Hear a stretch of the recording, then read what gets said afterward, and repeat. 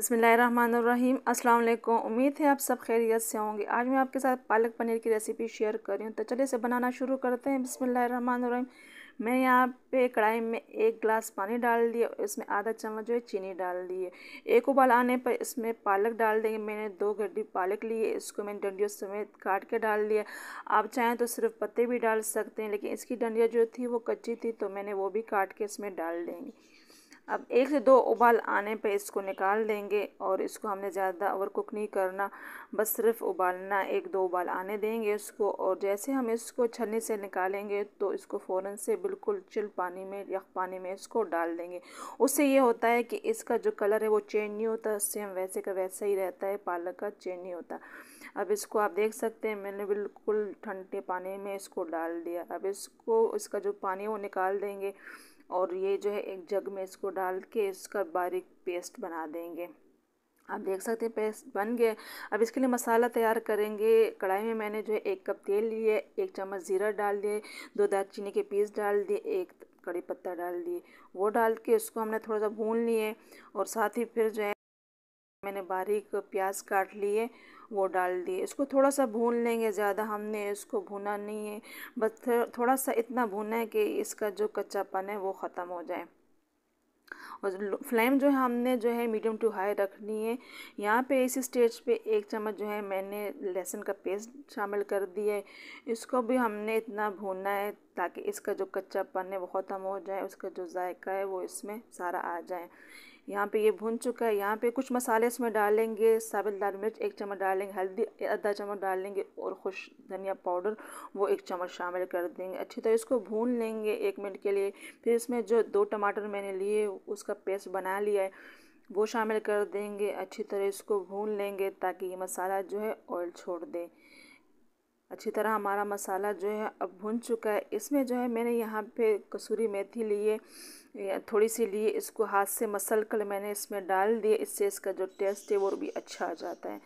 हमारा मसाला तैयार है। इसमें जो अब पालक का पेस्ट है वो शामिल कर देंगे, और थोड़ा सा पानी इसमें डाल देंगे, वो भी डाल देंगे। पालक को अच्छी तरह मसाले में भून लेंगे। हमने इसको जो है जैसे हम ढाबा स्टाइल वो पालक खाते हैं पालक पनीर, वैसे हमने इसको बनाना है। तो इसमें जो है आप ज़रूरत के मुताबिक जैसे आप ग्रेवी चाहते हैं तो उस हिसाब से आप पानी मिला सकते हैं। तो मैं इसे रोटी के साथ सर्व करूँगी तो मैं इसे थिक रखूँगी। अगर आप चावल के साथ सर्व करेंगे तो इसमें आप पानी मिला सकते हैं जितनी आपको ग्रेवी चाहिए। तो अच्छी तरह भून लेंगे इसको, और इसको जो है 4 से 5 मिनट के लिए इस पर ढक्कन रख देंगे। लेकिन उससे पहले मैं जो है इसमें 1 चम्मच जो है नमक शामिल कर दूंगी। नमक और मिर्च आप अपने हिसाब से शामिल कर सकते हैं जितना आप डालते हैं। अब इस पे जो है हमने ढक्कन रख देना है 4 से 5 मिनट के लिए लो फ्लेम पे, ताकि अच्छी तरह पक जाएँ।